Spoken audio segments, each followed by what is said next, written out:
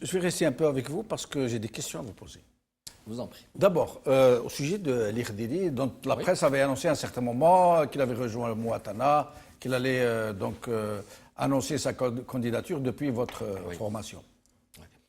Bon, ça j'ai eu à le dire. Il y a eu une rumeur qui s'est amplifiée sur la base d'une information.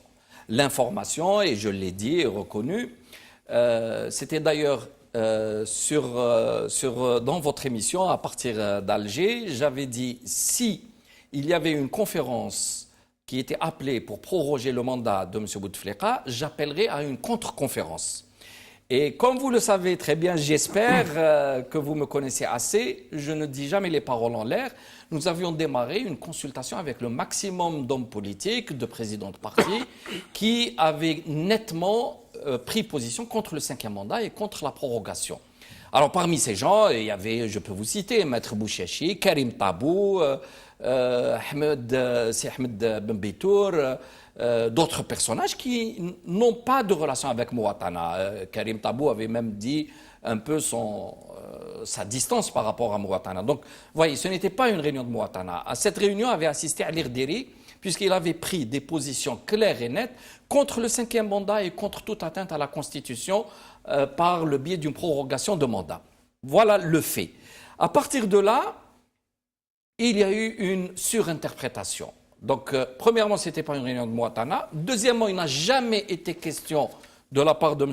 Ali Rderi de nous annoncer une candidature ou de faire quoi que ce soit, ni d'appeler à un soutien, ni absolument pas. Il n'en avait pas parlé, et ça s'est arrêté à cela. Ensuite, il y a eu cette rumeur, et comme vous savez très bien, les Algériens ont toujours le sentiment qu'il y a une possibilité de complot, de je ne sais quoi. Ça a pris la proportion que vous connaissez. Mais voilà, je l'ai pourtant... On a expliqué cela. Oui, je vous repose la question exprès parce que sur les réseaux sociaux, les gens se posent encore des questions. C'est ça, et ce n'est pas pour rien que hier encore, nous avons fait un autre communiqué au nom de Mouatana que j'ai rédigé en tant que coordinateur national de Mouatana pour dire explicitement que Mouatana n'a pas vocation à rentrer dans les jeux politiques. Ça, c'est le métier, si j'ose dire, des partis politiques. C'est à eux de négocier, de discuter, pas un mouvement tel qu'on espère de lui, c'est-à-dire un objectif de prise de conscience de la citoyenneté et la défense de l'état de droit. Donc c'est un mouvement qui doit rester indépendant, autonome de tout pouvoir. S'il devait s'impliquer avec un candidat, il perdrait cette capacité-là à garder une objectivité par rapport aux événements. Mais justement, est-ce que cette volonté de rester dans l'objectivité ne vous conduit pas fatalement à une sorte de neutralité dans la chose politique, ce qui donne un peu l'impression que c'est un peu comme, excusez-moi pour le terme, c'est comme si vous teniez le bâton par le milieu, comme on dit. Vous n'êtes ni pour ni contre. Non. Vous restez dans des options un peu velléitaires. C'est un peu comme les manifestations que vous avez commencé de façon vraiment percutante, et puis vous vous êtes rétracté. Non, c'est pas rétracté. La raison est que... Je vous demanderai d'aller un peu vite pour que je puisse... rapidement. On n'est plus sorti sur le terrain parce que notre affaire n'était pas de faire la bagarre avec les policiers et le BRI qui vient nous menotter sur les trottoirs. C'était s'exposer à des humiliations inutiles et qui ne portaient plus parce que les citoyens, c'est évident, n'avaient pas envie de se mobiliser et d'affronter la police. Ce n'est pas le but du jeu. Mais je reviens sur Mouatana. Mouatana, si elle a été construite, y compris par l'implication des partis politiques, c'est parce que la société civile n'a pas été capable de s'organiser. Et ça, c'est un drame pour nous, c'est un drame pour la suite.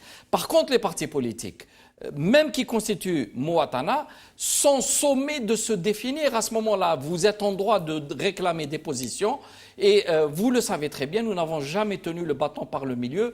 Ce n'est ni notre philosophie ni notre façon de faire. Alors, je m'excuse auprès. Juste une minute, donc rapidement, pour rebondir sur ce que disait Saadel, à qui je souhaitais aussi de reprendre bonne santé.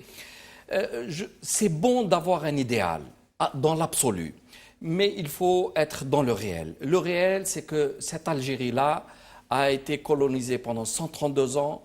elle est sortie de cette colonisation exsangue sans une classe d'hommes politiques et d'hommes d'État, parce qu'il n'y en avait pas, l'élite avait été rasée. Elle a fait comme elle a pu. Il y en a eu quand même, mais ils ont été éradiqués par ceux qui ont volé l'indépendance. Ensuite, on pourra toujours refaire tout le procès de ce qui s'est fait, et il faut le faire, parce qu'il faut tirer les bonnes leçons. Mais il reste quand même de l'espoir.